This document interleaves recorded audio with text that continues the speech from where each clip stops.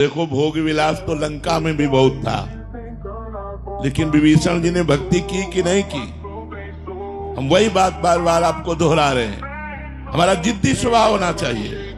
हम जिस कार्य को करना है उसे करके रहेंगे, चाहे लाख बाधाएं आए, मुझे परास्त कोई नहीं कर सकता। अगर हमारा स्वभाव इस कोटि का रहेगा तो हमें कोई परास्त नहीं कर सकता। लंका निश्चर निकर निवासा, यहाँ कहाँ सज्जन कर वासा। जहाँ एक भी सज्जन पुरुष नहीं, घोर राक्षसी प्रवृत्ति का तांडव हो रहा है, वहाँ विभीषण जी ने वो भक्ति की। भगवान कह रहे तुम सारी के संत प्रिय मोरे, धरो देह नहीं आन निहोरे।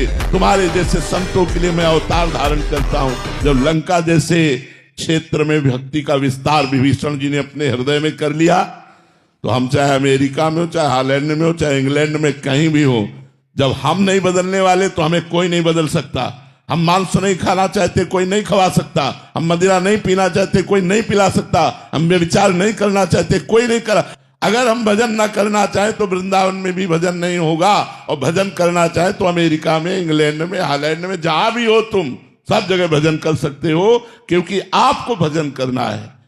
हम एक ही मेज में बैठे हैं, दूसरा कुछ खा रहा है, हमें जो पसंद है वो हम पा रहे हैं। राधा राधा राधा, उसका प्रभाव हमारे ऊपर थोड़ी पड़ जाएगा। एक ही ऑफिस में काम कर रहे हैं, दूसरा अपनी चाल चल रहा है, हम अपनी चाल चल रहे हैं, क्या फर्क पड़ता है? इसलिए ये बात रख कर कि हम विदेश में विषय बाहुल्यता होने के कारण भजन में हम गति नहीं कर पा रहे, ऐसी बात गलत है। तो हमें चाहिए कि किसी भी देश या किसी स्थान प्रधानता से हमारी भक्ति नहीं, हमारे उद्देश्य से हमारी भक्ति बढ़े। हम जहां भी हों अपनी भक्ति को अपने हृदय में बसाएं। हम वहां के व्यवहार को, वहां के आचरणों को अपने हृदय में ना आने दें, तो हम कहीं भी रहे, हम भगवान के बनकर के खूब अच्छी तरह भगवान की भक्ति कर सकते हैं। और अगर हम भक्ति ना करें तो वृंदावन में रहकर भी भक्ति नहीं कर सकते।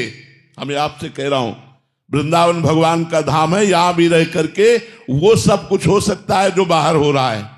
और अगर भक्ति करना चाहो तो बाहर में भी कर सकते हो, वो सब कुछ कर सकते हो जो वृंदावन में भक्त जन कर रहे हैं, वही आप कर सकते हो। युगल सरकार विराजमान करके उनको मंगला, उनको राजभोग, उनकी आरती, उनकी चरण सेवा, उनके पद सुनाना, नाम जप करना, भगवान के भक्तों के चरित्र पढ़ना, क्या नहीं कर सकते हो? तो इसलिए हमें ये भी बात पसंद नहीं कि हम किसी देश का हवाला दे करके अपने जीवन को व्यर्थ जाने दें।